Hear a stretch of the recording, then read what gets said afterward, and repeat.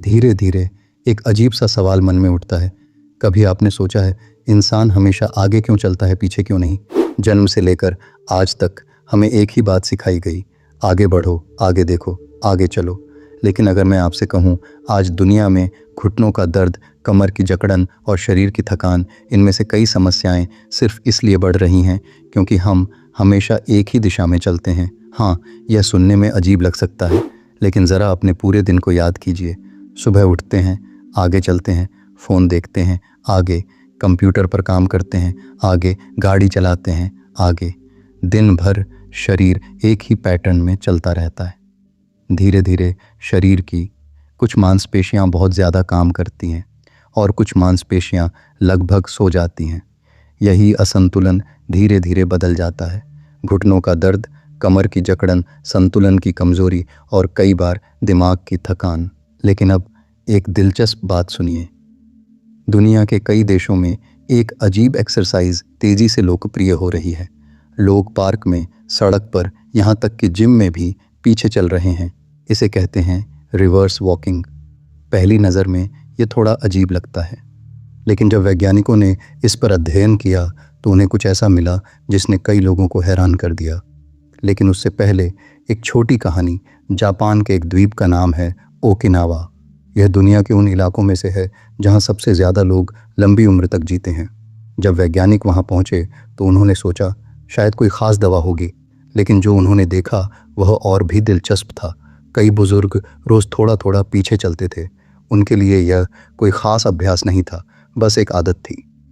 लेकिन जब वैज्ञानिकों ने इसका अध्ययन किया तो उन्हें पता चला कि पीछे चलने से शरीर में 3 बड़े बदलाव होते हैं। पहला बदलाव, घुटनों का दबाव बदल जाता है। जब हम आगे चलते हैं तो घुटनों के सामने वाले हिस्से पर ज़्यादा दबाव पड़ता है, लेकिन जब हम पीछे चलते हैं तो घुटनों के आसपास की छोटी स्टेबलाइज़र मसल्स सक्रिय हो जाती हैं। ये वही मांसपेशियां हैं जो घुटनों को मजबूत और स्थिर रखती हैं। दूसरा बदलाव, दिमाग ज़्यादा सक्रिय हो जाता है, क्योंकि पीछे चलते समय दिमाग को हर कदम पर नई जानकारी समझनी पड़ती है। इससे दिमाग का एक हिस्सा, जिसे सेरेबेलम कहते हैं, ज़्यादा सक्रिय हो जाता है। यही हिस्सा शरीर के संतुलन और कोऑर्डिनेशन को नियंत्रित करता है। इसीलिए कई वैज्ञानिक रिवर्स वॉकिंग को ब्रेन एक्टिवेशन एक्सरसाइज भी कहते हैं। लेकिन तीसरा बदलाव सबसे दिलचस्प है, और यहीं पर विज्ञान और योग एक दूसरे से मिलते दिखाई देते हैं। जब आप धीरे धीरे सचेत होकर पीछे चलते हैं तो आपकी सांस की लय धीरे धीरे बदलने लगती है, और जब सांस की लय बदलती है तो शरीर का नर्वस सिस्टम शांत होने लगता है। विज्ञान में इसे कहते हैं पैरासिम्पैथेटिक एक्टिवेशन। ये वही अवस्था है जिसमें शरीर की हीलिंग प्रक्रिया सबसे ज़्यादा सक्रिय होती है। अब यहाँ योग की एक गहरी बात याद आती है। योग कहता है, जब शरीर एक ही दिशा में फंस जाता है तो ऊर्जा भी एक ही पैटर्न में अटक जाती है। लेकिन जैसे ही आप दिशा बदलते हैं, ऊर्जा का प्रवाह भी बदलने लगता है।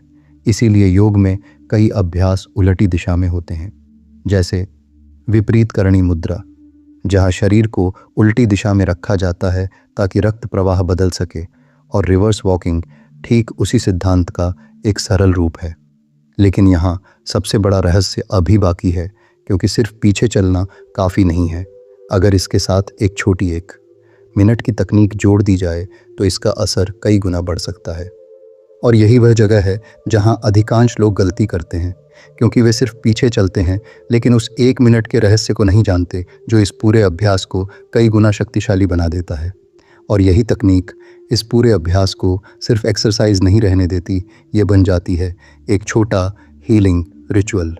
अब सवाल है, ये 1 मिनट टेक्निक क्या है और रिवर्स वॉकिंग को सही तरीके से कैसे किया जाए, यही हम जानेंगे। अब कहानी उस जगह पहुंचती है जहां अधिकांश लोग गलती करते हैं, क्योंकि वे सुन लेते हैं कि पीछे चलना फ़ायदेमंद है और अगले ही दिन पार्क में जाकर पीछे चलना शुरू कर देते हैं। लेकिन योग की हर छोटी क्रिया की तरह इस अभ्यास का भी एक सही तरीका होता है। अगर तरीका सही हो तो छोटा अभ्यास भी असर दिखाता है, अगर तरीका गलत हो तो वही चीज़ बेअसर लगती है। और यहीं छिपा है वह 1 मिनट का रहस्य, जो इस पूरी तकनीक को सिर्फ एक्सरसाइज से आगे ले जाता है। अब इसे धीरे धीरे समझते हैं। सबसे पहले किसी शांत जगह पर खड़े हो जाइए, कोई पार्क, घर का आंगन या कोई खाली रास्ता। ऐसी जगह जहां आपको संतुलन बनाने में डर न लगे। अब शरीर को सीधा रखें, कंधे ढीले, रीढ़ आराम से सीधी, और फिर धीरे धीरे पीछे चलना शुरू करें। ध्यान रखें, कदम बहुत बड़े नहीं होने चाहिए, छोटे, धीमे और स्थिर कदम। पहले कुछ सेकंड में दिमाग थोड़ा असहज महसूस करेगा, क्योंकि हमारा मस्तिष्क पीछे चलने का आदी नहीं है। लेकिन यही असहजता असल में एक अच्छा संकेत है, क्योंकि इसका मतलब है दिमाग का संतुलन सिस्टम सक्रिय हो रहा है। और यही वह जगह है जहां आता है 1 मिनट का रहस्य। जब आप पीछे चल रहे हों तो अपनी नज़र को थोड़ा नरम कर दें। सीधे किसी एक चीज़ पर तेज फोकस न करें, बस पूरे वातावरण को हल्के हल्के महसूस करें। इसे कहते हैं सॉफ्ट विजन। यह सुनने में साधारण लगता है, लेकिन इसका असर बहुत गहरा होता है। जब नज़र नरम होती है तो दिमाग का तनाव कम होने लगता है। वैज्ञानिक भाषा में कहें तो दिमाग की अल्फा ब्रेन वेव्स बढ़ने लगती हैं। अल्फा अवस्था वही स्थिति है जिसमें शरीर सबसे तेज़ी से रिपेयर और हीलिंग करता है। यही कारण है कि कई ध्यान तकनीकों में नज़र को नरम रखने की सलाह दी जाती है। अब यहाँ एक दिलचस्प बात समझिए। जब आप पीछे चलते हैं तो आपका दिमाग हर कदम को बहुत ध्यान से महसूस करता है। पैर ज़मीन को कैसे छू रहा है, संतुलन कैसे बदल रहा है, शरीर किस दिशा में जा रहा है। ये पूरी प्रक्रिया दिमाग के उस हिस्से को सक्रिय करती है जो संतुलन नियंत्रित करता है, यानी सेरेबेलम। इसीलिए कई न्यूरोसाइंस शोधों में ये पाया गया है कि रिवर्स वॉकिंग दिमाग की कोऑर्डिनेशन एबिलिटी बढ़ा सकती है। लेकिन शरीर में बदलाव सिर्फ दिमाग तक सीमित नहीं है। अब ज़रा घुटनों को समझते हैं। जब हम आगे चलते हैं तो शरीर का वज़न घुटनों के सामने वाले हिस्से पर आता है, लेकिन जब हम पीछे चलते हैं तो वही वज़न थोड़ा अलग तरीके से वितरित होता है। इससे जांघ की पीछे वाली मांसपेशियां और घुटनों की स्टेबलाइज़र मसल्स सक्रिय हो जाती हैं। इसे एक छोटे उदाहरण से समझिए। मान लीजिए आपके घर का दरवाज़ा है। अगर वह दरवाज़ा सिर्फ एक ही दिशा में खुले तो उसके हिंजेस जल्दी घिसने लगते हैं, लेकिन अगर वह दोनों दिशाओं में चले तो उसका संतुलन लंबे समय तक बना रहता है। शरीर भी ठीक ऐसा ही है। जब चाल की दिशा बदलती है तो शरीर के अंदर नई मांसपेशियां सक्रिय हो जाती हैं, और यही कारण है कि कुछ स्पोर्ट्स ट्रेनर एथलीटों को भी रिवर्स वॉकिंग और रिवर्स रनिंग करवाते हैं, क्योंकि इससे टांगों का संतुलन और ताकत बढ़ती है। लेकिन योग की दृष्टि इससे भी गहरी है। योग कहता है शरीर सिर्फ मांस और हड्डियों का ढांचा नहीं है, यह एक ऊर्जा प्रणाली है जिसमें प्राण लगातार बहता रहता है। जब शरीर एक ही पैटर्न में चलता रहता है तो ऊर्जा का प्रवाह भी सीमित हो जाता है। लेकिन जैसे ही आप दिशा बदलते हैं, ऊर्जा का प्रवाह भी नए रास्ते खोजने लगता है। इसीलिए योग में विपरीत दिशा के अभ्यासों को बहुत महत्व दिया गया है। रिवर्स वॉकिंग उसी सिद्धांत का एक सरल रूप है। अब यहाँ एक छोटा वास्तविक उदाहरण सुनिए। मान लीजिए कोई व्यक्ति लंबे समय से ऑफिस में बैठकर काम करता है। दिन भर कुर्सी पर बैठना, कम चलना और हमेशा आगे झुककर काम करना। धीरे धीरे कमर और घुटनों पर दबाव बढ़ता है। लेकिन जब वह व्यक्ति रोज सिर्फ 1-2 मिनट रिवर्स वॉकिंग शुरू करता है तो शरीर की कुछ सोई हुई मांसपेशियां फिर से सक्रिय होने लगती हैं, और कई बार यही छोटा बदलाव बड़े फर्क की शुरुआत बन जाता है। यही कारण है कि कुछ पुराने आश्रमों में कुछ साधक सुबह सुबह धीरे धीरे पीछे चलते थे। उनके लिए यह सिर्फ व्यायाम नहीं था, यह एक प्रकार का छलता हुआ ध्यान था, जहां शरीर भी सक्रिय रहता है और मन भी शांत होने लगता है। अब इस अभ्यास को एक छोटे प्रयोग की तरह अपनाइए।